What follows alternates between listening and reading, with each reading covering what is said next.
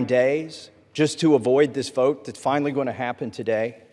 I'm embarrassed that my own party isn't going to yield me time to debate this, even though they say they support it and I authored it.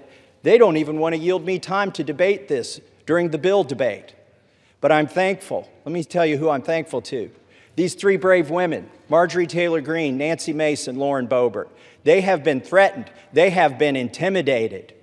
Physically, politically, it's disgusting. And not by the far left.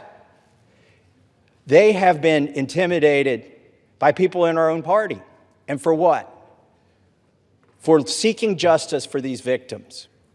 So my hat's off. I congratulate them for standing strong. I've always wondered, where were the Republican men during this battle? We've taken 5 months. These three women and I have had to drag our party to this floor today to even vote on this. And Ro Khanna is the most to be thanked here in an extraordinary display of bipartisanship. He did not hesitate when I asked if we wanted to bring this bill to the floor together, if he would stand in the trenches with me. He said yes. With that, I reserve. Gentleman reserves. Gentlelady from North Carolina is recognized. Thank you, Mr. Speaker. I yield myself such time as I may consume. Gentlelady is recognized. Boy, we need to get facts straight here. President Trump's DOJ, in his first term, arrested and prosecuted Jeffrey Epstein. We, on our side, want justice to prevail in this case and in every case. Speaker Johnson has always been clear that if the discharge petition reached the necessary signatures, that the House would consider the legislation, and that's what we're providing for in our rule today. In fact, as soon as the petition hit 218 votes last Wednesday, House Republicans offered a unanimous consent request to pass the legislation then. However, the Democrat leader would not give consent to do that last week. Why? Because they're not really interested in this. They're interested in some other things. And, Mr. Speaker, I have to correct the record.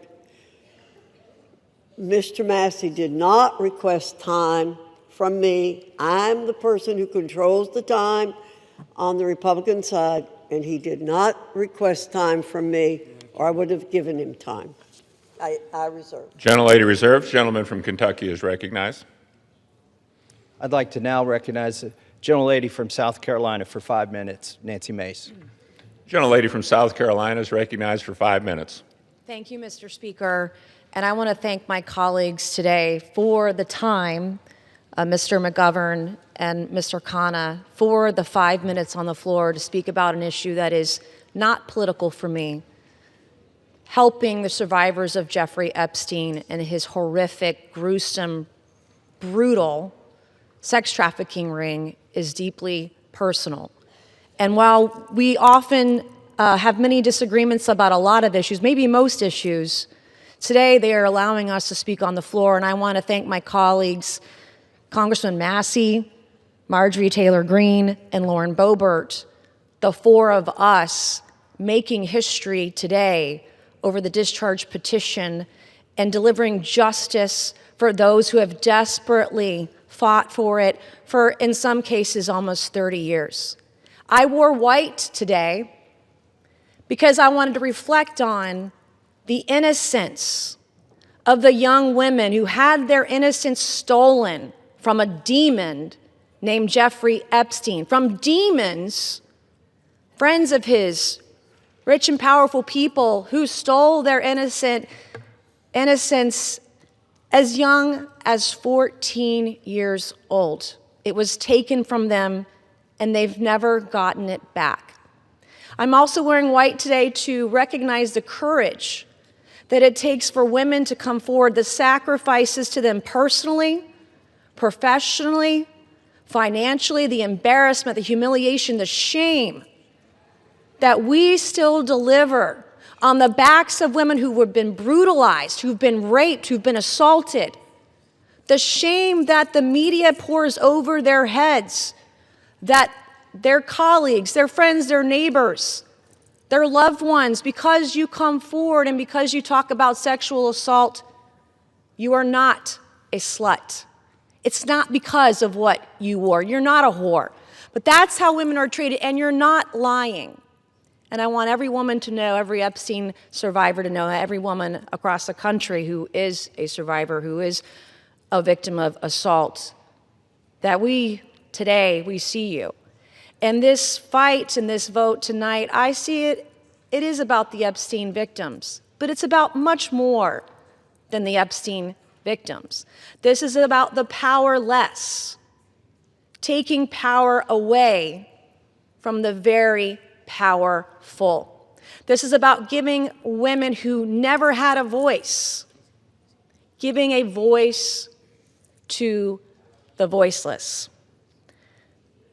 This is about their sacrifice. This is about having and recognizing their courage. This is about justice for the Epstein victims, but it's also about hope. Earlier this year, I gave a speech right here on the floor of the U.S. House of Representatives, detailing trauma that I experienced, endured, and am a survivor of, that I accidentally uncovered 2 years ago, almost to the day. And today, I still don't have justice, like millions of women across the country. When I spoke out, I got attacked. When I spoke out, I was shamed. When I spoke out, I was defamed and smeared, and that goes on today, right now, in the present. God sure has a funny way of working through us. I, like many of the Epstein survivors and many other survivors across the country, I don't think I will ever heal from the destruction my abuser did to me. But I can heal by being a vessel and being a voice for all those who need it, and that's why we are here today. That is why I will never abandon a single survivor ever, and I will never waver. I spent my morning talking to law enforcement and others about another potential Jane Doe number 5, who may be another sexual assault victim in the case that I uncovered 2 years ago. It's very difficult for us to come forward, but I want to thank the women who have, the Epstein victims, the victims in the case that I uncovered. I want to thank all of you for being a voice, for giving me hope. Maybe one day, I too can get justice. Thank you, and I yield. Gentlelady yields back. Gentleman from Kentucky Reserved. reserves. Gentlelady from North Carolina is recognized. Thank you very much, Mr. Speaker. Our colleagues want Americans to believe that this discharge petition and underlying legislation are the be-all and end-all in this investigation. However, it's House Republicans who've worked tirelessly to achieve true justice for victims. To date, the significant information that has come out has come from the Oversight and Government Reform Committee as a result of its issuing 13 subpoenas. We've released 65,000 pages of documents from the Department of Justice, the Epstein estate, which was not mentioned in the underlying legislation, former U.S. attorney, and others. Let me state again, the unanimous consent request to pass the legislation immediately last week was blocked by the minority leader. Full stop. If Democrats truly cared about finding justice immediately for victims, this legislation would have been passed last week. Instead, they want political theater to capitalize on. House Republicans, on the other hand, remain focused on truth, accountability, and delivering real justice for Epstein's victims, not political points. I reserve. Reserves. The gentleman from Kentucky is recognized. Mr. Speaker, may I inquire as to how much time I have remaining? Gentleman has 5.5 minutes remaining. I yield myself 3.5 minutes. The gentleman is recognized. Mr. Speaker, all that is necessary for evil to prevail is for good men to do nothing. And we've had a lot of good men doing a lot of nothing on the other side of the aisle until we did something. 3 brave women and myself and the Democrat caucus. We did something. And then what did they do? They've opposed us every step of the way. They've lied about the legislation. Let me tell you some of the lies they've told. They've said that it doesn't protect victims. Well, if that is so, why were dozens of victims with us today at a press conference urging this body to pass this legislation? It's because this legislation specifically protects victims. They've said this legislation does not prevent the release of child pornography. Of course it does. We have a specific provision in our legislation to prevent that. They've said so many falsehoods about this legislation, but now they're going to vote for it, hopefully enthusiastically. But really, they've been drugged to this. Our judicial system is broken. If it were working, there wouldn't be 1,000 victims who haven't seen justice yet. They are victims of the Epstein class. I begrudge nobody success that they become a billionaire. But if you think being a billionaire or buying politicians keeps you out of the judicial system, lets you rape young women, lets you traffic women, you've got another thing coming when this bill passes. Do not let the Senate muck this up. There have already been efforts to derail this, our discharge petition. The Oversight Committee has released thousands, tens of thousands of documents. That's fine. Keep working.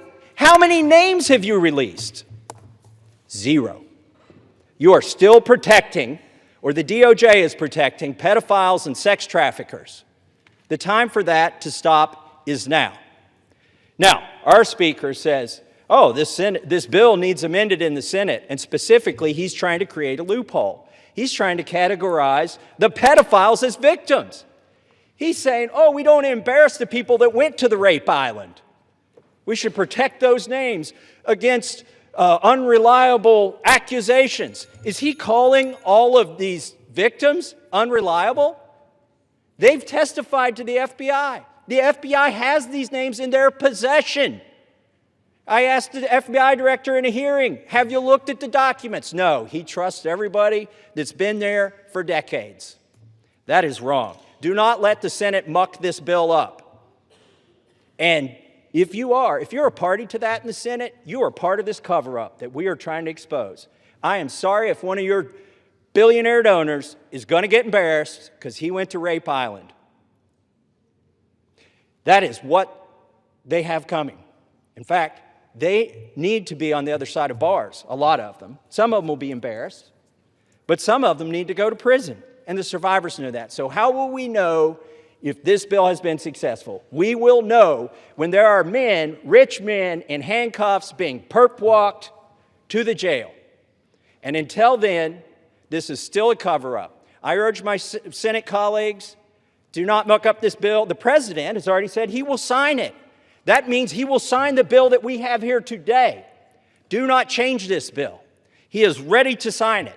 Give it to him. Put it on his desk. Let's get justice for these victims. With that, I reserve.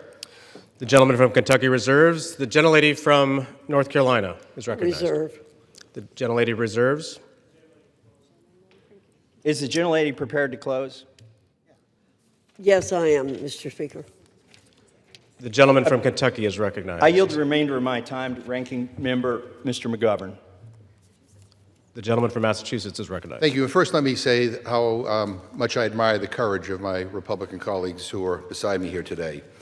Mr. Speaker, at the end of the day, this is not about us, and it's not about politics. This is about the survivors, young girls who were exploited by powerful men, men who use money and power to take advantage of girls, some as young as 11 years old. The President of the United States calls it all a hoax. Can you imagine that? What an evil and disgusting thing to say. These young girls, now women, the survivors, what happened to them was horrific. They were sexually abused, many of them for years, and the President of the United States calls it all a hoax. What kind of messed up, sick in the head, immoral person says something like that? This bill is about making sure powerful men are held accountable. It's about demanding truth and transparency for the American people. Now, Republican leaders in this House lost control of the story. They lost the ability to hide behind procedure, and they lost the luxury of pretending that they were ever on the right side. The American people see it, survivors see it, and history will see it. And listening to the Speaker of the House's press conference today, I mean, it sounds like he basically wants to kill this whole thing. He's trying to obstruct and derail the process. Why the hell is he fighting so hard to do the opposite of what the survivors want? What an awful, awful thing to do. So let us release the files. Let's give survivors the transparency they've long been denied. Let us take back power from the rich billionaire elites who think they can do whatever they want with no justice or accountability. And let's remember exactly who had to be dragged here under duress and who stood up from day one demanding the truth. And with that, I yield back. Members are reminded to refrain from engaging in personalities towards the President. The gentleman yields back. The gentlelady from North Carolina is recognized. Thank you, Mr. Speaker. Mr. Speaker, those of us who did not sign the discharge petition are just as concerned about the victims, or if you, as some are calling them, survivors, as our colleagues who signed the discharge petition. We share contempt for anyone who abused anyone else. I've stood on this floor many times, Mr. Speaker, to speak out for victims and survivors of people who have been abused, and against anyone who breaks the law or takes advantage of an innocent person. We will not be characterized as insensitive to that. But what House Republicans who didn't sign the discharge petition remain focused on truth, accountability, and delivering real justice for Epstein victims. Again, I'll point out that it was under President Trump's Department of Justice that Jeffrey Epstein was arrested and tried. We have not tried to avoid this situation. We want things done the right way. We want maximum justice for these victims and survivors. Our rule today simply expedites consideration of the Massey-Khanna legislation. And as I said, we would have liked to have seen it pass last week when we gave an opportunity for it, but it was blocked by the Democrat minority leader. I ask for support for this rule, the underlying legislation. With that, I urge my colleagues to vote yes on the previous question, yes on the rule, and Mr. Speaker, I yield back the balance of my time and move the previous question on the resolution. The gentlelady yields back the balance of her time. The question is on ordering the previous question on the resolution. Those in favor say aye. Those opposed, no. In the opinion of the chair, the noes have it. Mr. Speaker, request the yeas and nays. The yeas and nays are requested. Those favoring a vote by the yeas and nays will rise. A sufficient number having risen, the yeas and nays are ordered. Pursuant to Clause 8 of Rule 20, further proceedings on this question will be postponed.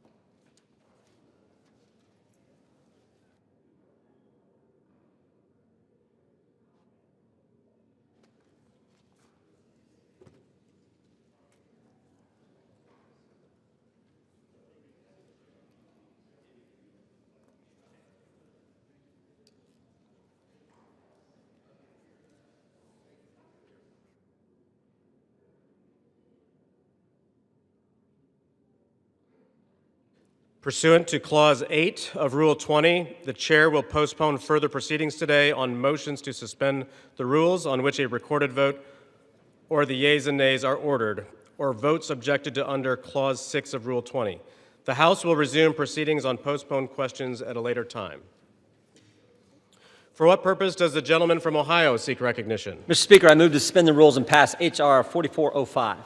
The clerk will report the title of the bill. H.R. 4405, a bill to require the Attorney General to release all documents and records in possession of the Department of Justice relating to Jeffrey Epstein and for other purposes. Pursuant to the rule, the gentleman from Ohio, Mr. Jordan, and the gentleman from Maryland, Mr. Raskin, each will control 20 minutes. The Chair recognizes the gentleman from Ohio. Mr. Speaker, I ask unanimous consent that all members have 5 legislative days in which to revise and extend their remarks and to insert extraneous material on H.R. 4405. Without objection. Mr. Speaker, I yield myself such time as I may consume. The gentleman is recognized. We all support holding bad guys accountable, and we're all going to vote for this resolution. But I think a little perspective is important. Democrats have spent 6 months talking about Epstein, even though they had 4 years to do something about it. Now, why would they do that? Why would they do that? Maybe it's to go after President Trump. Never forget, they shut down the government for 43 days. They said, don't worry about our military, don't worry about air traffic controllers, don't worry about our economy, don't worry about American families. No, no, no. Close the government for a month and a half because it might hurt the president. For the past decade, there's been one constant for Democrats. One constant: go after Trump. They spied on his campaign. Then it was Mueller. Then it was impeachment 1. Then it was impeachment 2. Then it was all the lawfare. Alvin Bragg, Fonnie Willis, Letitia James. Then it was Arctic Frost investigation at the Justice Department, surveilling United States senators and congressmen, and a whole host of other Americans. Then it was Jack Smith and his gag orders and his raiding President Trump's home. Then it was a 43-day shutdown, and now it's Epstein. And by the way, the same party that did all that, they were also the ones who were texting with Mr. Epstein during a hearing where Michael Cohen was their witness in another effort to go after the president. Americans see through it all, and frankly, it's actually kind of sad. This obsession, this syndrome, this mindset that says we got to go after President Trump no matter what that they have. And when I think about it, I think it's because President Trump and Republicans have accomplished so much that they told the voters they were going to accomplish in the 2024 election.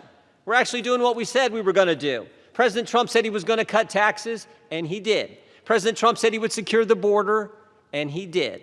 President Trump said he'd get men out of women's sports, and he did. President Trump said he would make sure Iran doesn't have nuclear capability, and he did. And he said he would get the hostages out of Gaza back into Israel, and he did.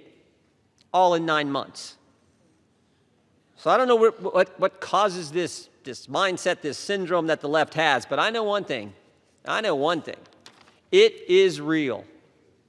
Which brings me to last week. Think about what the Democrats did last week. the Democrats released an email that the Oversight Committee had obtained from the estate, an email from Mr. Epstein to Ms. Maxwell. When the Democrats released it, they redacted the victim's name, something we all support, something everyone supports, except in this case, no court had ordered that name redacted, no agency had redacted it, and the estate didn't redact it. And the victim had already went public. So why black out her name? Why black out her name? Because she had said in her book and had testified under oath that she never saw any wrongdoing by President Trump. So think about what they did. In an email between two criminals, Mr. Epstein and Ms. Maxwell, in an email between two criminals, they hide the name of an individual who had went public and exonerated the president, and we know why, to distort and twist the message because they thought it might harm the president. Their position, cover up the names of people who are already public, but don't worry about other innocent people who the court said should remain private. Again, I think the American people see through it. They see through what the Democrats are doing. The American people know what this is. They know Democrats have nothing else to run on because of the success of this administration. So I say let's vote yes on this resolution, and then let's get focused on making sure we're doing what the American families elected us to do. With that, I reserve. The gentleman reserves. The gentleman from Maryland is recognized. Thank you, Mr. Speaker. I yield myself such time as I may consume. The gentleman is recognized. Today, 4 months and 3 days after Mr. Khanna and Mr. Massey introduced their discharge petition, perhaps the most famous discharge petition in American history, the People's House unites across party lines to draw a moral line. We draw a line against the rape and sexual violation of children. We draw a line against the global criminal trafficking of girls and young women to service the pleasure of rich and powerful men who believe they are beyond all law and all morality. We draw a line to put the voices of the victims and the survivors first. We ask the Senate to join us without changes rather than obstruct this bill with dilatory amendments, legislative graffiti, and self-dealing million-dollar jackpot provisions for lucky senators. Just pass the bill.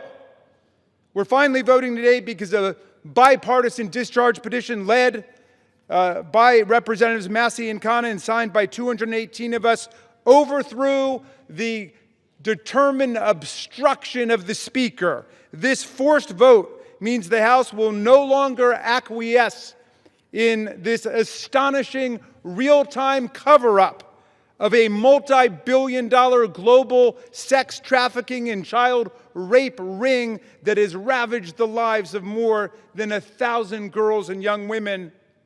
We're here today because these victims, these survivors, these citizens, these inspiring women who have come to Washington are demanding nothing less than justice and the complete truth about who is responsible for their vicious abuse, including those responsible for enabling it, ignoring it, bankrolling it, and covering it up. We join them today in rejecting any more dangerous lies about the crimes they suffered. No, child sex abuse is not a hoax. It's a crime. Human trafficking is not a hoax. It's a crime. These crimes are a curse on children and young people across America, in universities and elementary schools, in churches and mosques and synagogues, in Boy Scout troops and college sports teams and summer camps. Anywhere the powerful and the rich believe they've got the opportunity and the impunity to exploit the young, the poor, the powerless, and the vulnerable. We must face the truth and find the co-conspirators still at large in one of America's most extensive and sophisticated sex trafficking and child abuse rings in history.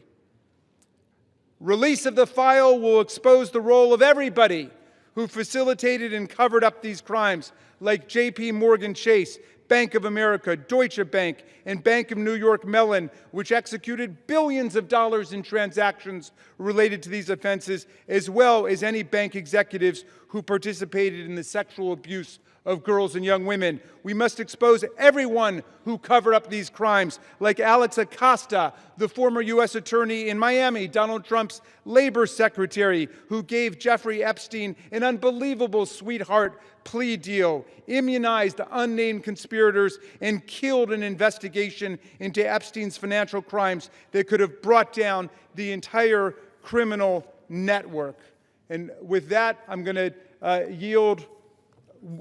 I'll reserve the balance of my time. The gentleman reserves. The gentleman from Ohio is recognized. Thank you, Mr. Speaker. I yield 4 minutes to the distinguished chair of the House Oversight Committee, Mr. Comer, the gentleman from Kentucky. The gentleman from Kentucky is recognized.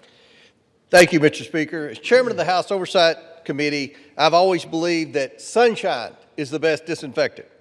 For years, the American people have demanded transparency about Jeffrey Epstein and Ghislaine Maxwell's horrific crimes and about the federal government's failure to protect the victims. The House Oversight Committee is conducting a thorough review of the federal government's investigation into Epstein. Our work goes far beyond the legislation before us today. We are committed to accountability, transparency, and justice for the American people and for the survivors of these appalling crimes. To date, the Oversight Committee has released more than 65,000 pages of documents, issued 13 subpoenas, and conducted interviews with 2 key witnesses, both of whom were Republicans. The Trump administration has provided us with Department of Justice materials and access to suspicious activity reports. Unfortunately, throughout this investigation, Democrats have chosen to manufacture yet another anti-Trump hoax instead of pursuing justice. They have mischaracterized witness testimony and selectively released documents complete with targeted redactions in an effort to smear President Trump. For example, former U.S. Attorney General Bill Barr, who oversaw the 2019 Epstein investigation, stated clearly under oath that the prosecution team found no evidence that President Trump committed wrongdoing. Despite this simple and straightforward fact, Ranking Member Robert Garcia, moments after that deposition, tiptoed out and publicly claimed that, quote, Barr could not clear Trump of wrongdoing. That was a lie, and we have the transcript to prove it. I invite the media to read the transcript. When the Oversight Committee interviewed former U.S. Attorney for the Southern District of Florida, Alex Acosta, Democrats whipped themselves into a frenzy trying to manufacture a gotcha moment, but they failed. Mr. Acosta dismantled the Democrats' narrative. His testimony confirmed there was no contact between President Trump and Mr. Acosta and no connection between President Trump in the Epstein case. Next, Democrats resorted to selective leaks and doctored documents to mislead the American people. Oversight Committee Republicans have posted 65,000 pages of documents we have received to date. Democrats, by contrast, have released fewer than 1 dozen. In their latest selective leak, Democrats released just three of the 23,000 pages of documents from the Epstein estate. And they made redactions to 2 of those emails that changed both the context and the meaning of the 3 pages they released. When CNN called them out for their deceptive redactions, Representatives Stansbury and Crockett tried to blame Republicans for their own edits, for the Democrat Oversight Committee edits. After Democrats released only 3 emails, Republicans released over 23,000 pages. And what did Democrats say in response when we released every single document that we got? They claimed full transparency was meant to, quote, disorient or distract from their manufactured narrative. These are the same Democrats who chant, release the files every day until the files contradict the story they want to tell. That is the definition of hypocrisy. In contrast, full transparency exposed how Epstein appears to be TDS patient zero. The evals reveal a journalist coached Epstein to blackmail then presidential candidate Donald Trump. The gentleman is recognized. The files also show that a House Democrat colluded with Epstein during the 2019 oversight hearing to discredit witness with a vendetta against President Trump. And unsurprisingly, Democrats have been silent about their colleagues' coordination with Epstein. Another email shows Democrat fundraisers invited Epstein to an event or to meet privately with Hakeem Jeffries as part of their 2013 effort to win a majority. So Hakeem Jeffries' campaign solicited money from Jeffrey Epstein. That's what we found in the last document batch. The files underscore why former President Trump must appear for his deposition. We've subpoenaed him. To date, the Democrats have done nothing to help us secure his appearance. I support full transparency. The Oversight Committee will continue to work to get the truth to the American people and to get justice for the victims. That's our goal of this investigation. With that, I yield back. The gentleman yields back. Yeah, Mr. Speaker, we reserve. The gentleman reserves. The gentleman from Maryland is recognized. Thank you, Mr. Chairman.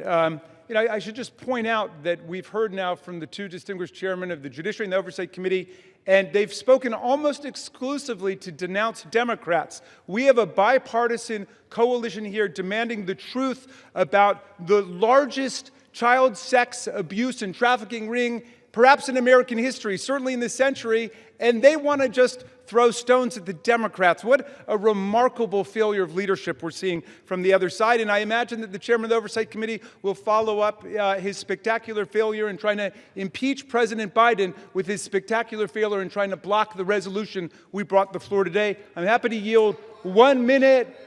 Excuse me, you're not recognized, whoever's speaking. And I'd like to yield 1 minute to the very distinguished minority leader on the House Oversight Committee. The gentleman is recognized. Thank you. And Mr. Speaker, it's wonderful to hear Republicans and certainly the chairman of our committee finally wanting transparency on this issue. It is time to end this White House cover-up now. Now, we know that Donald Trump has tried everything to kill our Jeffrey Epstein investigation, and he's failed. And now he's panicking. He's about to lose his Epstein vote to force the Department of Justice to release the files. And let's be crystal clear. Trump has the power to release the files today. He does not even need a vote.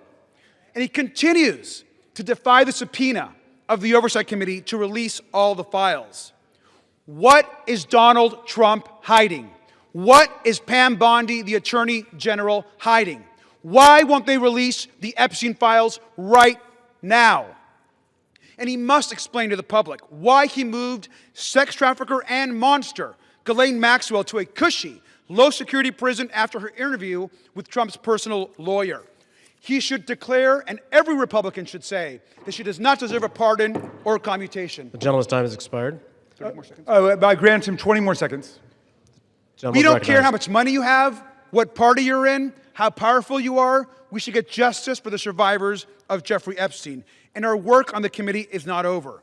Next up are the bank and financial records to follow and expose Epstein's network. Today, there should be a unanimous vote on releasing the files, and we will get justice. And with that, I yield back. And we reserve. The gentleman reserves. The gentleman from Ohio is recognized. Thank you, Mr. Speaker. I yield a minute and a half to the distinguished gentleman from California and member of the Judiciary Committee, Mr. Kiley. The gentleman from California is recognized. I have consistently called for the maximum possible level of transparency when it comes to the heinous crimes of Jeffrey Epstein. That's why I've consistently said I am inclined to vote for this bill, and it's why I will be doing so today. The victims deserve the truth. They deserve justice, and they deserve closure.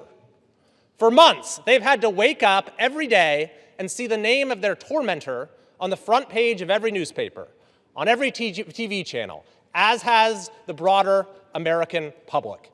This issue has been so politicized by so many people in so many ways, which is deeply unfortunate when we're talking about matters of the highest sensitivity and untold suffering. It is my hope that the passage of this resolution today, together with the work of the Oversight Committee, will lead to the expeditious release of all pertinent material so that we can move on.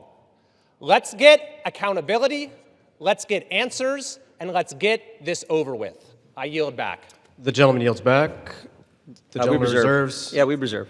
The gentleman from Maryland is recognized. I yield 1 minute to the very distinguished gentlelady from Washington, a member of the Judiciary Committee. The gentlelady from Washington is recognized. Mr. Speaker, thousands of girls, children, were abused by Jeffrey Epstein and his massive and powerful ring of pedophiles and protectors of pedophiles.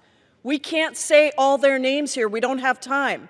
But let's at least bring a few of the courageous survivors and their names onto the House floor right here as we debate this. Haley Robson, Jenna Lisa Jones, Michelle Licata, Ashley Rubright, Annie Farmer, Marina Lacerda, Rachel Benavides.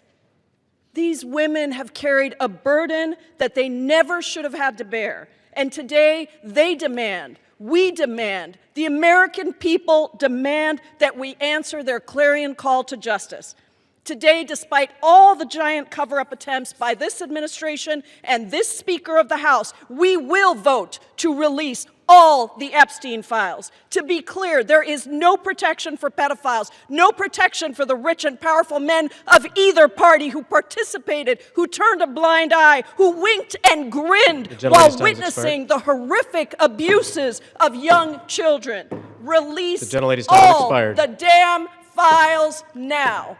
We reserve. The gentleman reserves. The gentleman from Ohio is recognized. Thank you, Mr. Speaker. I yield a minute and a half to the distinguished gentleman from North Carolina and member of our committee. The gentleman is recognized. Thank you, Mr. Speaker. I have been very supportive of this effort, specifically to bring justice to the victims of this horrific series of crimes. However, I have worked behind the scenes to raise concerns with this petition as it is currently drafted. Specifically, I believe that there is grave risk at harming innocent people. And I repeat, harming innocent people.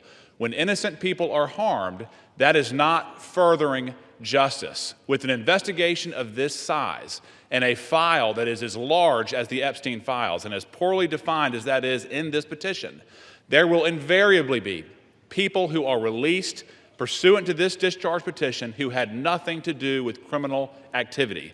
Imagine, if you will, a bellman, a waiter, some type of doorman, a mere social attendee who had no impact whatsoever on the criminal activities of Jeffrey Epstein, no participation.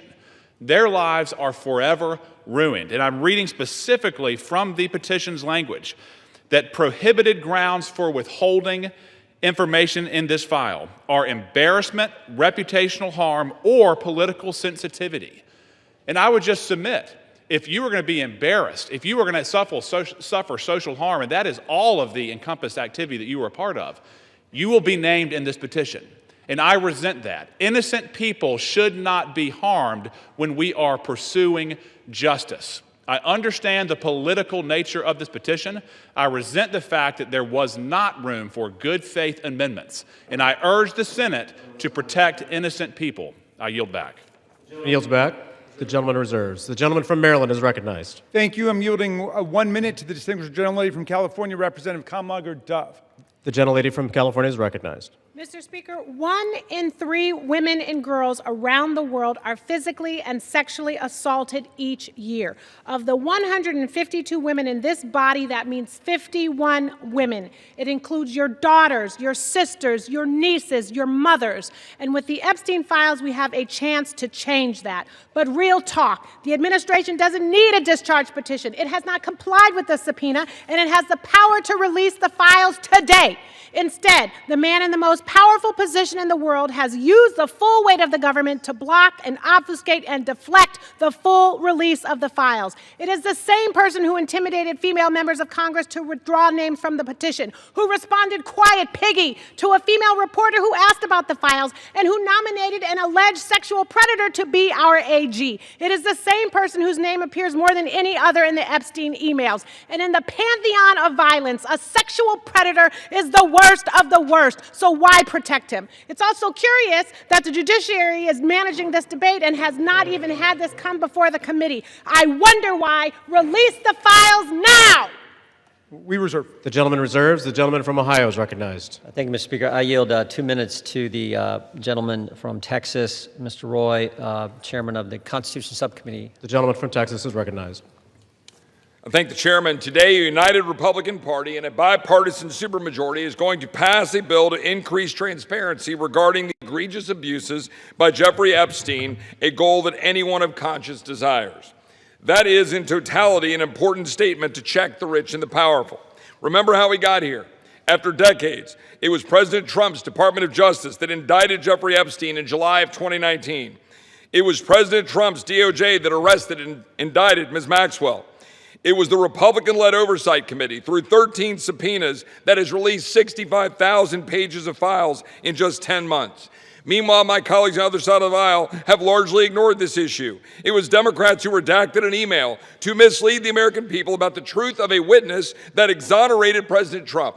It was a Democrat, Representative Placette, who literally texted with Jeffrey Epstein as we questioned Michael Cohen.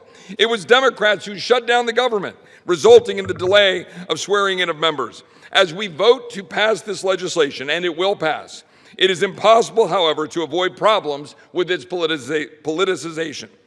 One colleague has offensively gone so far as to say that to oppose this bill means you support pedophiles. Yet I know good public servants, former law enforcement, former prosecutors who never knew Epstein, never knew any visitors to his criminal enterprise, who have genuine concerns about supporting this bill out of fear of creating new victims or harming existing victims or both. That is what we've reduced Congress to, inserting itself into the prosecutorial process for political motivations, driven heavily by hatred of President Trump. We should be concerned about victim privacy, concerned about risking disclosure of non-credible allegations, of child sexual abuse materials, future investigations. But here's the deal. The leaders of this nation must expose abuses by the rich and the powerful. That is why President Trump and the House have been working for full transparency. But we should be motivated by truth and justice for all, not politics. I yield back. The gentleman yields back. The gentleman reserves. The gentleman from Maryland is recognized. Thank you. I yield 1 minute to the distinguished gentlelady from Massachusetts, Representative Clark, the minority whip. The gentlelady is recognized. Thank you, Mr. Speaker. This should be an easy vote. This is about justice for the victims and survivors of Jeffrey Epstein. This is about every victim of trafficking and sexual abuse, monstrous crimes that thrive in secrecy and fear. Yet instead of shining a light on that darkness, just moments ago, Donald Trump defended the continued obstruction of releasing these files. Even as House Republicans prepare to vote yes today, Speaker Johnson is calling this a show vote. He's calling it dangerous. He is signaling the U.S. Senate to block it. Republicans continue to use their power to shield rich pedophiles from justice. If you can't stand up for these survivors, how can anyone trust you to stand up for them? I yield back. The gentlelady yields back. We yield. The gentleman reserves. Does the gentleman reserve? Yeah, we reserve. The gentleman from Ohio is recognized. We reserve. The gentleman reserves. The gentleman from Maryland is recognized. Yes, just very quickly, what happened under the Biden administration? Well, under the Biden administration, Ghislaine Maxwell was prosecuted for conspiring to sexually abuse and traffic girls in 2020. Right when in 2021, she was convicted.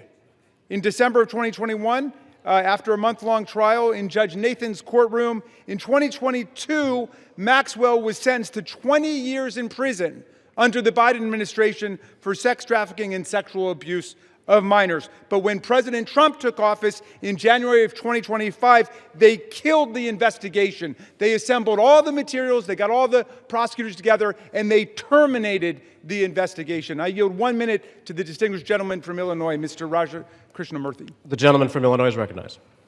Thank you, Mr. Speaker. I rise in strong support to release the Epstein files. First, this issue is beyond party. It's a question of justice. Survivors have waited too long. Stop the delay. This is not a hoax. Release the files. Second, we must face a hard truth. Silence that shields the powerful is a betrayal of those they hurt. Congress must reject any attempt, including a presidential pardon or any form of clemency for Ghislaine Maxwell. This cannot be done. This would be a cover-up. We cannot allow clemency of any kind for Maxwell, not now, not ever. Survivors deserve justice. I urge a strong yes vote. Thank you. Yields back. I want to thank the gentleman for his eloquent remarks. Pardons are for people who are contrite. Pardons are for people who are repentant. Pardons are not for people who lie. Every member of this body should immediately, verbally, vocally denounce the idea of clemency, commutation, or pardon for Ghislaine Maxwell, and we reserve. The gentleman reserves. The gentleman from Ohio is recognized. Yeah, we reserve, Mr. Speaker. The gentleman reserves. I yield 30 seconds to Ms. Leisure Fernandez. The gentlelady is recognized. There were thousands of girls and young women abused, trafficked, and used by Epstein, the elite and the powerful who believed they could get away with it. Epstein told the young victims that he controlled the banks and the government. Those women refused to be silenced, and today they have pierced the dark with their light. Anytime any girl is trafficked, molested, or abused, the world must stand up. Today, the House proves Jeffrey Epstein wrong. The Senate must do the same tomorrow. The gentleman reserves. The gentleman from Ohio is recognized. Thank you, Mr. Speaker. I yield 2 minutes to the gentleman from California. 1.5 minutes to the gentleman from California. The gentleman from California is recognized. I thank you, Chairman. Mr. Speaker, a minute and a half or an hour, the words would still have to be the same. We've all said that this will pass the House, perhaps unanimously today. I think all of us who have looked at the details of this particular bill know that it is flawed and that before it goes to the President's desk, it has to be amended as it can be amended in the Senate. And we call on the Senate to amend it so that we protect the innocent, so that we have the provisions that were intended perhaps to be in this bill but are not properly written. With that, President Trump has said, get it to his desk, he will sign it. President Trump has said he will do it. But I'm going to say to all of us, it is also important that we remember that Epstein is dead, but people live on, people who were innocent, people who, in fact, should not be named. We're not talking about the rich and the powerful. We're talking about the very victims. That is what we need to make sure is amended before it goes to the President's desk. And with that, I thank the chairman for his time. I think no more needs to be said that this body will vote for it all, but let's not kid ourselves. It has to be changed so that it properly protects both the tradition of the grand jury and clearly those innocent people that would otherwise be swept up. And I yield back. The gentleman's time has expired. The gentleman yields back. Reserve. The gentleman reserves. The gentleman from Maryland is recognized. This whole bill is about protecting the innocent. Mr. Speaker, the Senate must pass the bill as we are passing it today and as the President has said he would sign it after changing his position on the bill over the weekend when he could see the tidal wave of public opinion moving against him. Let's pass this bill, pass it in the Senate, sign the bill, and let us go ahead and release the complete file. I yield 30 seconds to the distinguished gentlelady from Arizona, Representative Ansari. The gentlelady is recognized. Mr. Speaker, the walls are closing in on Donald Trump and his rich and powerful friends who either abused or raped children or were enabling and complicit in these heinous crimes for decades. This vote today matters, but here is the truth.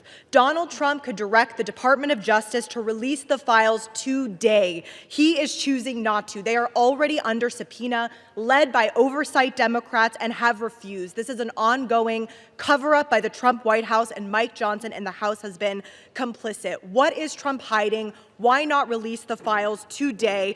This is a time has expired. Release the files today. Thank you. The gentlelady's time has expired. The gentleman reserves. The gentleman from Ohio is recognized. Thank you, Mr. Speaker. I yield 2 minutes to the distinguished gentleman from New Jersey, Mr. Van Drew. The gentleman from New Jersey is recognized. Today I want to talk about hypocrisy. Let me be clear. I was from Jumpstart, a co-sponsor of this very bill. From the beginning, we should never protect pedophiles. But for months, my Democratic colleagues have done what they think is politically convenient through all the yelling, through all the tears, through all the sadness. They say releasing the Epstein list is of grave concern to them. If that was true, where were they during the 4 years of the Biden presidency? Why didn't they demand the release of these files from Jumpstart in year 1? Mr. Speaker, why didn't they ask for them in year 2? Or if that wasn't good enough, maybe in year 3 they had control, or not even in his final year of office. Other than a single letter the ranking member wrote in 2019, a single letter, not one Democrat on the committee spoke out about Epstein or his victims of this very terrible tragedy, other than to say that he didn't like the plea deal. Let me say this. When they stand here today insisting how badly they want these files released, why didn't they do it? Yet they stayed silent for year after year after year after year under Joe Biden. It's impossible. Mr. Speaker, it is impossible to see that as genuine. What I see is a group more focused on scoring political points and drama than on protecting abused children. The record is clear. Under Republicans, far more information has been released in the last 6 months than was done during all 4 years of the previous presidency under Joe Biden. We've actually been the party of transparency. We've released the information. We've told the truth. Unfortunately, and I'm sad to say it, they have been the party of hypocrisy. Mr. Chair, I yield back. The gentleman yields back. The gentleman reserves. The gentleman from Maryland is recognized. You know, I've never heard a more defensive presentation in my life than what we're hearing from over there. The gentleman should spend a little less time pointing out hypocrisy and a little more time trying to ferret out cruelty, humiliation, and rape. And that's what we're working on. I yield 30 seconds to the distinguished gentleman from California, Mr. Min. The gentleman from California is recognized. I want to remind you that we are all here voting on this bill because President Trump, who has the power to release the Epstein files at any time, has refused to do so, calling this a hoax. We're here because Speaker Mike Johnson and President Trump have gone to extraordinary lengths to try to kill and delay the discharge petition, including refusing to seat Adelita Grijalva for over 40 days and threatening House Republicans who signed on. Now, several of my Republican colleagues have accused those of us House Democrats who support justice here of having Trump derangement syndrome. You all suffer from something much worse, which is pedophile protection syndrome. Stop protecting pedophiles, release the Epstein files. The victims deserve justice. I yield back. We reserve. Members are reminded to direct their comments to the chair. No kidding. The gentleman from Maryland reserves. The gentleman from Ohio is recognized. We reserve. The gentleman from Ohio reserves. The gentleman from Maryland. I'm yielding 30 seconds to my friend, Representative Walkinshaw from Virginia. The gentleman is recognized. For years, Mr. Speaker, we have watched dangerous conspiracies like Pizzagate and QAnon shape our political landscape. They help fuel the rise of President Trump and were built on baseless claims about secret pedophile rings, while the real documented case of child sex trafficking involving Jeffrey Epstein remains shrouded in secrecy because President Trump refuses to release the files. What is President Trump hiding? Why won't he release the files? The House finally has the opportunity to act, release the files, and let the American people see the truth. I yield back. The gentleman yields back. We reserve. The gentleman reserves. The gentleman from Ohio is recognized. We reserve. The gentleman reserves. The gentleman from Maryland is recognized. Granting 30 seconds to the very distinguished gentlelady who is finally with us, Representative Adelita Grijalva from Arizona 7th. The gentlelady is recognized. Thank you. Mr. Speaker, I rise today to acknowledge the survivors, family members, and advocates who are here today and have never given up. The legislation in front of us, at its core, is about something very simple. The survivors deserve justice. The American people deserve the truth. To every survivor watching, your courage is inspiring. You are the reason why this vote is happening today. Protecting women and children from pedophiles should not be a Democratic issue, should not be a Republican issue. It should be a human rights issue and a matter of justice. I urge my colleagues to vote yes on the Epstein Files Transparency Act. I yield back. Thank you. Thank you, and we reserve. The chair will remind all persons in the gallery that they are here as guests of the House and that any manifestation of approval or disapproval of proceedings is in violation of the rules of the House. The gentleman from Maryland. Yeah, but I'll just add they're here as honored guests of the House, and we're delighted they're here, and with that, we reserve. The gentleman reserves. The gentleman from Ohio is recognized. Yeah, we reserve. The gentleman reserves. The gentleman from Maryland. I'm granting 30 seconds to Representative Lois Frankel from Florida. The gentlelady from Florida is recognized. Mr. Speaker, for far too long, the survivors of Jeffrey Epstein's abuse were failed by a justice system that minimized their suffering and prosecutors who treated young girls as if they were criminals. That was wrong, and I am here with my colleagues to promise this. We will get to the bottom of why the Epstein survivors were treated so badly, who made those decisions, and who were they protecting. No more secrecy, no more excuses. We all deserve the truth, and I thank the survivors for their courage and perseverance. Your voices are being heard. The gentlelady yields back. The gentleman reserves the balance of his time. The gentleman from Ohio. Thank you, Mr. Speaker. I yield 1 minute to the distinguished gentleman from the great state of Louisiana, the Speaker of the United States House of Representatives, Mr. The gentleman from Louisiana is recognized. Thank you, Mr. Speaker. Thank you, Chairman Jordan, for doing such an extraordinary job on all of this. For 43 long days, the Democrats held this House and the entire country hostage. Finally, with the lights back on, this body's returning to our regular legislative session. We have a lot of work to do. My colleagues on this side of the chamber are ready and eager to get back to our urgent legislative work that we promised the American people we would do. We've got to continue lowering the cost of health care. We've got to bring down prices for American families, and we've got to finish the regular appropriations process, just to name a few of those priorities. And I wish I could say that our first order of business would be to get to those urgent priorities, but of course we're here spending time on the floor about something else. This is something we could have resolved last week when we brought a unanimous consent to pass this discharge with the full support of the body. But our friends over here who are arguing today stalled that. They objected to it, and they wanted to have this exercise instead. And that's why we say that this is a show vote. That's what this is. They're making a show of it. And it really is a shame. We have some heroic women in the chamber today. I met with many of them a while back. They're in the gallery here. They have come forward. They have shown their faces. They've used their names to share the unspeakable tragedies that many of them were subjected to, some of them when they were very young. And it is a heroic service to the country. They are seeking justice, and the justice has been delayed for too long. The Department of Justice, many years ago, should have brought these charges. It took too long to do it. And now we're in this process of making sure all the American people get the information, but we have to do it in the right way, After 4 years of Democrat control under President Biden, they were not truthful with us about a lot of things.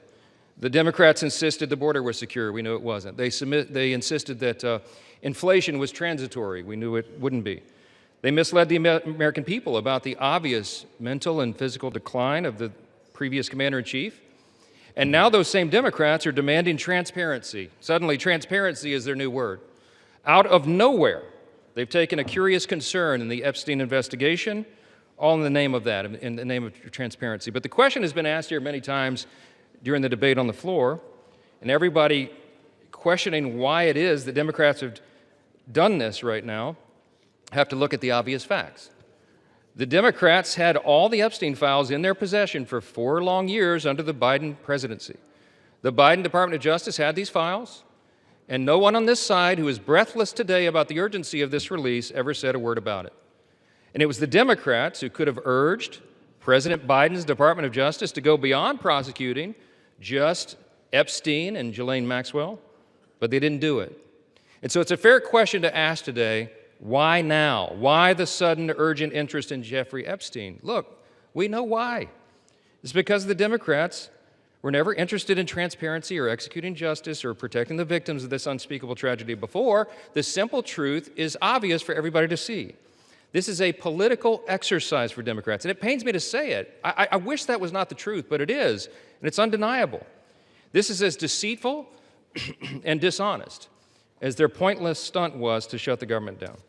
Democrats are using the Epstein tragedy, the unspeakable evils that this guy committed with his trafficking ring and all of the abuses that they made these young women go through. They're using that as a political weapon to try to distract from their failures as a party and to try their best to try to tie President Trump somehow into this wretched scandal.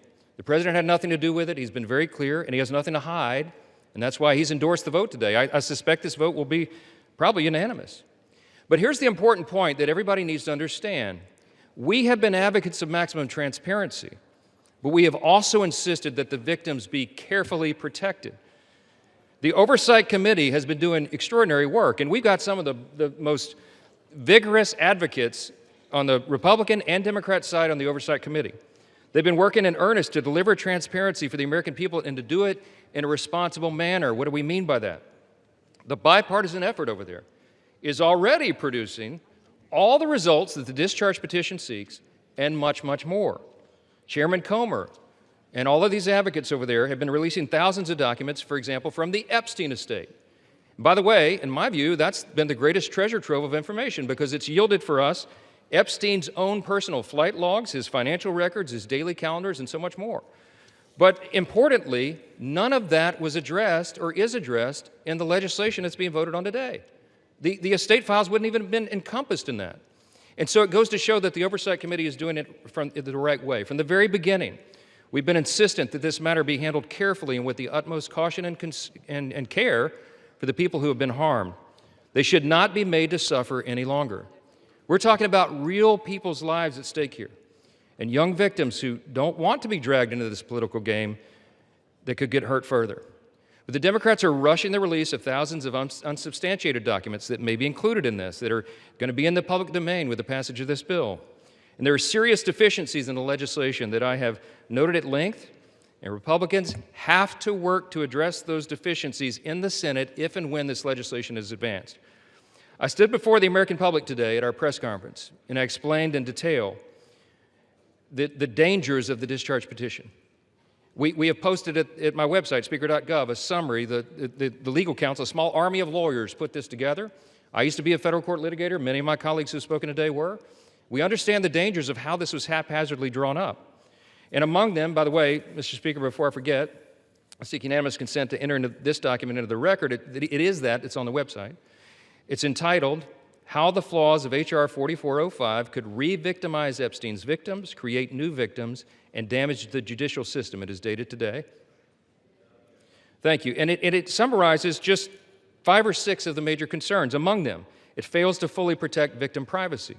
It could create new categories of victims. It potentially jeopardizes grand jury secrecy. It fails to prohibit release of child sexual abuse materials that are not appropriately defined in the legislation.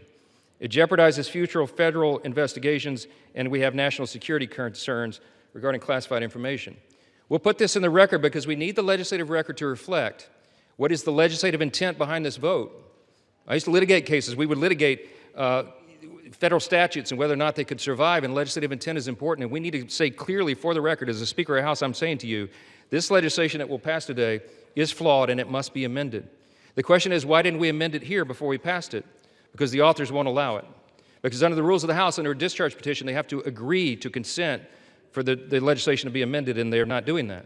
So now we rely upon our partners in the other chamber to get that done, and they need to do that. The victims deserve our utmost respect. In fact, they should be saluted for their courage.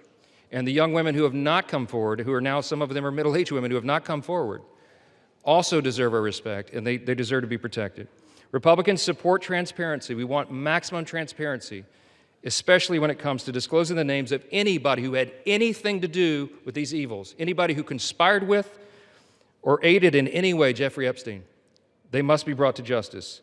We want the bill to be amended so it doesn't, at the same time, violate victim privacy, create new victims, disclose the names of any whistleblower or informant, cause the release of grand jury materials or child sexual abuse materials, or undermine our national security.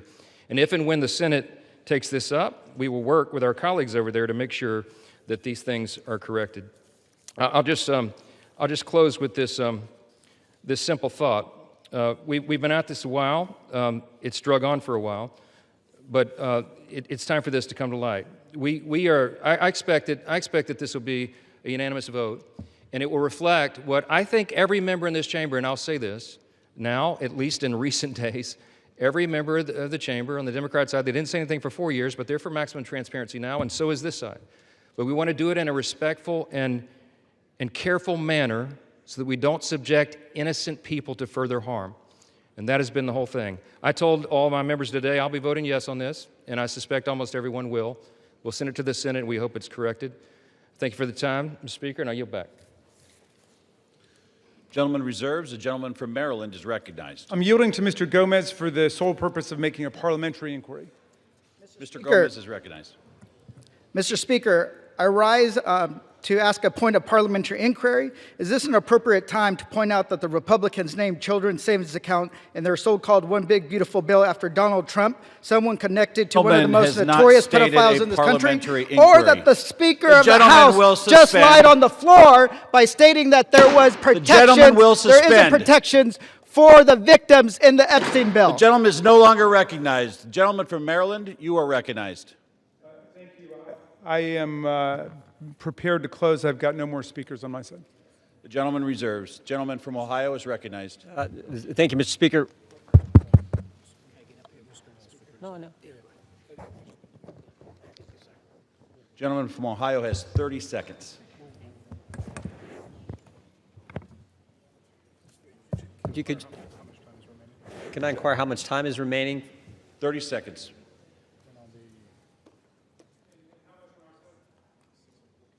6 minutes, 15 seconds. Take 30 his. We reserve. Gentleman reserved. Gentleman from Maryland is recognized. I'll take the opportunity of the Speaker's presence to respond to some of the things that he said. In the very presence of the victims and the survivors who come to join us today, the Speaker said that now would be a time we should be working on urgent legislative work. Mr. Speaker, justice is urgent legislative work. The truth is urgent legislative work. The Speaker says, why now? Why now? Well, Mr. Speaker, you were the one who refused to swear in Adelita Grajova for 50 days. We would have done it 50 days ago, but she provided the 218th signature on the discharge petition. So why now? It was because of your dilatory tactics, your delay, your postponement of it. Now, the gentleman says that there are not sufficient protections. There are protections in the bill for the victims to make sure that their names will be redacted. And yet we hear even the Speaker of the House of Representatives openly inviting the U.S. Senate to start finger painting on this bill, which we have waited more than 5 months to bring to the floor. The Senate should pass the bill exactly as it's written. The President should sign it exactly as he said he would when he finally changed his mind. And the Epstein file must be released. Moreover, if the President is serious about what he's saying, he's got the power to release the Epstein file right now. Nobody's stopping him. It's within his possession. It's within his control. He can release the whole thing, and he can redact the names of the victims and others who are innocent in this process. Mr. Speaker, Speaker Johnson said that these are unspeakable evils. Well, because of the bravery and the invincible courage of the women who've joined us today, they're no longer unspeakable. They're spoken. They're articulated. The cat is out of the bag, and we know what's been going on for decades. It's been a double standard of justice, going all the way back to Alex Acosta, who later got rewarded with a cabinet appointment in the Trump administration. Alex Acosta had a 60-count federal indictment ready to go against all kinds of people for an interstate sex trafficking conspiracy with solicitation, with child sex abuse, all of it. And he traded that 60-count federal indictment for 1 count in state court. And Jeffrey Epstein ended up getting the sweetest of sweetheart deals ever on the plea bargain front. He was free from 8 a.m. to 8 p.m. to do whatever he wanted and continuing to perpetrate his crimes and run his conspiracy. And then he would come and he would watch TV and spend the night in jail. And it was over in about a year after the rape and sexual abuse of hundreds and hundreds of girls. And he kept going and he kept at it. We want the whole truth to come out. This is the United States of America. Even the British monarchy wouldn't put up with this. How about the American democracy? How about we say, no way, we're not going to allow this cover-up to go on for 1 day more. And I'm glad the President changed his mind after pulling out all the stops to try to get one of our Republican colleagues to change their mind, to remove their name from the discharge petition. He gave up.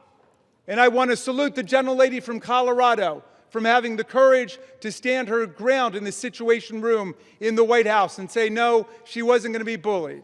No. So I'm glad the president changed his mind. But let's be clear, Mr. President, you've got the power today to release the entire file. That's what you called for. That's what Pam Bondi called for. That's what Kash Patel called for. So we don't need anybody calling for the Senate to slow things down for more weeks and more months. The American people have had it. We'll reserve. Gentleman reserves. Gentleman is reminded to direct your comments to the chair and not your colleagues. The gentleman from Ohio is recognized, and you do have 90 seconds remaining. Correction. Thank you, Mr. Speaker. I yield 30 seconds to the gentleman from Texas. Gentleman from Texas is recognized. The Democrat Party, with help from the dishonest media, used the Epstein files not to seek justice from the victims, but to smear President Trump. And it's sickening, quite sickening. The Democrats have used the Epstein files to distract the American people from the wins President Trump and his administration have delivered for the American people for the last 11 months. I'm proud to work with my Republican colleagues on the House Oversight Committee in coordination with the Justice Department. 65,000 pages of documents are related from Epstein released. What have my Democrat colleagues done? They selectively leaked and altered documents to mislead the American people. As President Trump has stated, we have nothing to hide here. I'm voting to release the files so that we can move on from this smear campaign the Democrats have manufactured. God bless Gentleman's Donald J. time has Trump. expired. Gentleman from Maryland is recognized. Reserve the balance of my time. Gentleman reserves. Gentleman from Ohio reserves. Gentleman from Maryland is recognized. All right. How much time do I have to close? You have 2 minutes. Thank you, Mr. Speaker. And I want to thank all of America for tuning in to this. I want to thank Representatives Massey and Khanna, Representative Green, all of those who have insisted upon bringing the truth forward and a reckoning with the reality of one of the worst international child sex trafficking rings ever to exist in the United States and the cover-up attendant to it. We've got the opportunity today to do justice for the victims, for the survivors who have come forward to say that the voice of the victims and the survivors must be put at the very center of our deliberations, not shunted off to the side, not submerged, not subordinated, but put at the very center. We must hear from the people who themselves were victimized by this nightmare. Now, our colleagues across the aisle seem to want to make this into some sort of partisan contest. I haven't heard so much talk about the Democrats since the Democratic National Convention. And all that we've done here is to say we want to bring the truth forward along with a bipartisan group. We don't want the Senate monkeying around with this in order to slow things down. We want it passed in the Senate. We want it signed. And before that, if the president is true to his word and he wants to see all of this come to light, he can release it now instead of fighting, kicking, and screaming every step along the way. But I'm glad he's changed his mind, and I hope he maintains the momentum he's got to stick with the vast majority of the American people who want to see that the truth is done here. And while he's at it, the administration could reconsider their terrible policies, gutting federal offices and programs designed to combat violence against women. The DOJ terminated hundreds of grants to police departments, defunding the police when it comes to investigating violent sex crimes and to support victims. His DOJ destroyed programs to combat international human trafficking rings. Let's get back on the side of the women. I yield back. Gentleman yields back. The gentleman from Ohio. Thank you, Mr. Speaker. Thank you, Mr. Speaker. The Speaker Johnson said it right. Why now after 4 years of doing nothing?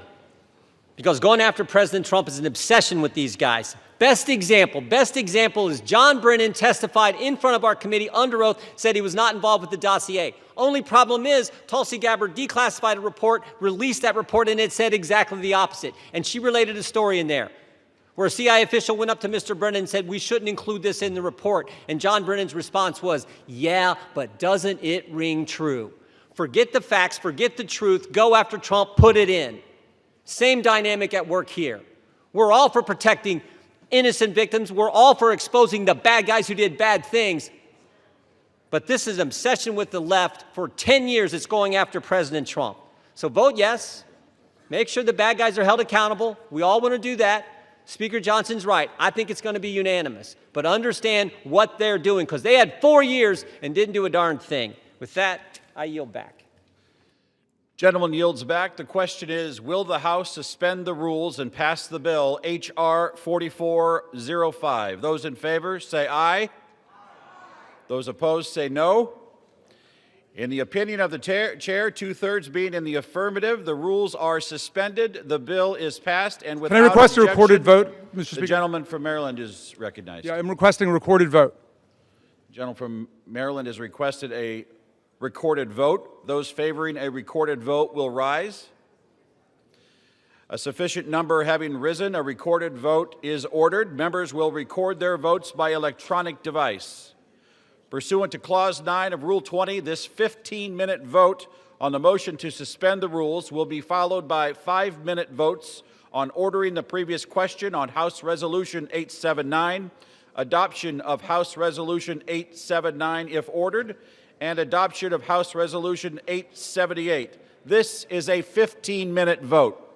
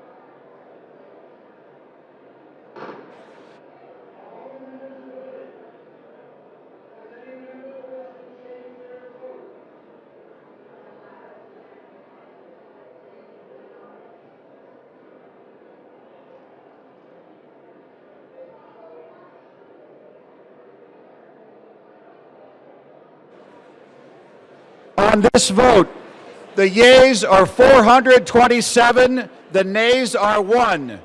2/3 being in the affirmative, the rules are suspended, the bill is passed, and without objection, the motion to reconsider is laid on the table.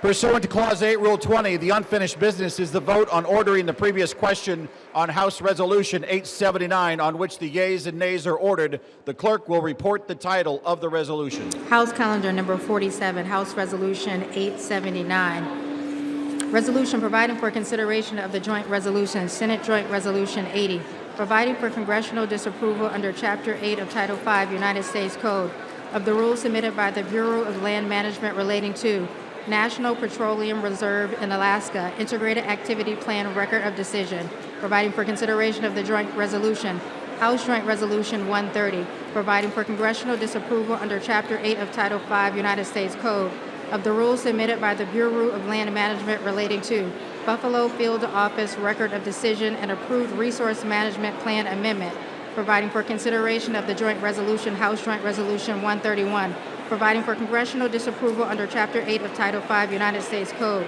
of the rules submitted by the Bureau of Land Management relating to Coastal Plain Oil and Gas Leasing Program Record of Decision, providing for consideration of the concurrent resolution, House Concurrent Resolution 58, denouncing the horrors of socialism, providing for consideration of the bill, H.R. 1949, to repeal restrictions on the export of import of natural gas, providing for consideration of the bill, H.R. 3109, to require the Secretary of Energy to direct the National Petroleum Council to issue a report with respect to the petrochemical refineries in the United States and for other purposes, providing for consideration of the bill, H.R. 5107, to repeal the Comprehensive Policing and Justice Reform Amendment Act of 2022, enacted by the District of Columbia Council, providing for consideration of the bill, H.R. 5214, to require mandatory pretrial and post-conviction detention for crimes of violence and dangerous crimes and require mandatory cash bail for certain offenses that pose a threat to the public safety or order in the District of Columbia, and for other purposes, The question is on ordering the previous question. Members will record their vote by electronic device. This is a 5-minute vote.